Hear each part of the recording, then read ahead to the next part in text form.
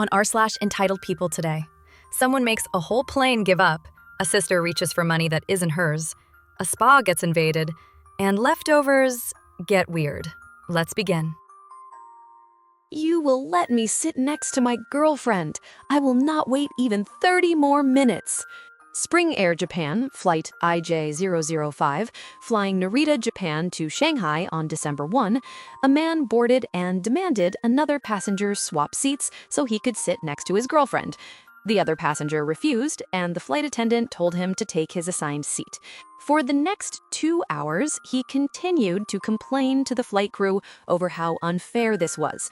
He was so incessant with his poor behavior that after about 2 hours, with about 30 minutes until landing, the pilots decided to return to Narita to have the passenger removed in his home country.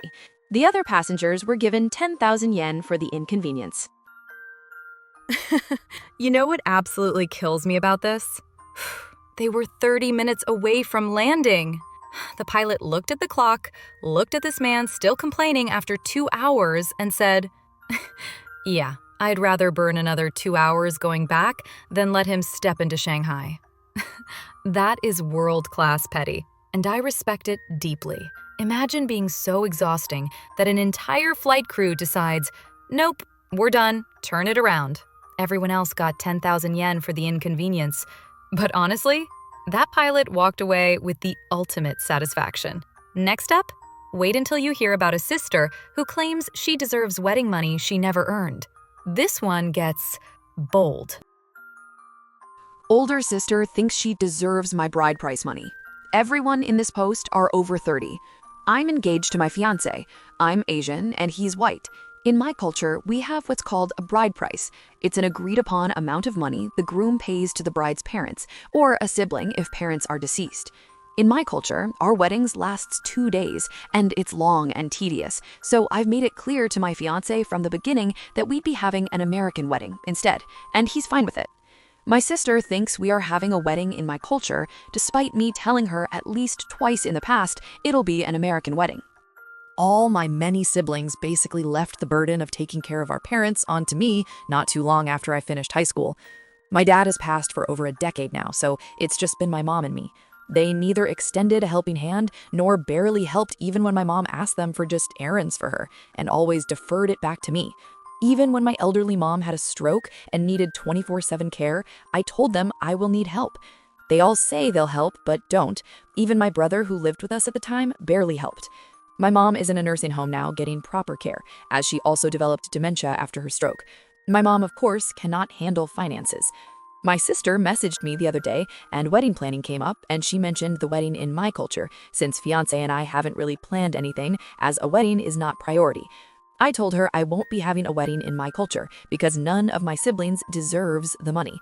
She told me she deserves the money because she helped take care of me when I was younger, 8-year age gap between us. Spoiler, she got married not too long after finishing high school and moved out of state to live with her husband, so she literally only helped my parents babysit me here and there until maybe I was 10 or not even 10. Y'all, my brain stalled and I could not think of where the audacity came from. And every time I think of it, I still can't wrap my mind around the entitlement. So now wedding plans changed and she is no longer invited and won't know any of my plans either. Family entitlement hits different, doesn't it? It's always the person who wasn't around, didn't help, didn't show up, suddenly popping out of nowhere to claim they deserve something. And the confidence? Unreal.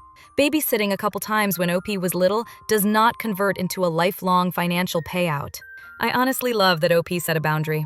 When people rewrite history to benefit themselves, sometimes the healthiest response is, "Nope, not playing that game."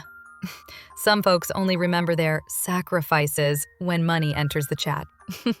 Coming up next, a mom who tries to bend the rules of an adults-only spa, and the way she spins it is honestly comedy.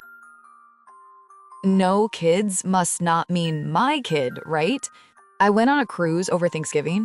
I paid an extra $600 for access to the adults-only spa for my husband and me for the week. Some entitled guy brought his kid into the spa. The guy was lying on a lounger sleeping, or just ignoring the kid, while the kid was jumping and squirming around. The kid looked to be somewhere between 5 and 7 years old, and thankfully didn't say anything, but was clearly bored and quite active and distracting. Shortly after I noticed the kid, the spa attendant came and nicely and quietly explained that the spa was for adults only, and to please take the child out. The mom appeared out of nowhere and collected the child while saying, "Oh, honey, they don't want you in here, so now we all have to leave." I mean, really, even if the spa wasn't explicitly adults only, why on earth would you think a spa, a place of quiet relaxation, would be remotely of interest to a child? Especially since the ship was extremely child-friendly and had an arcade, a kids zone, 2 water slides, and bumper cars. Okay, bringing a kid into an adults-only spa is already a choice. But blaming the staff for enforcing the rule? That's a whole personality. The spa is literally the one place where grown-ups escape noise, chaos, all of it. And this mom's like, "Sweetie, they don't want you here." Ma'am, they also don't want your attitude here. Out of all the kid-friendly areas on a cruise ship, she zeroed in on the one place kids absolutely shouldn't be. That's talent. Next story. Let's talk about someone who treated Thanksgiving leftovers like a scheduled pickup service. You're gonna laugh.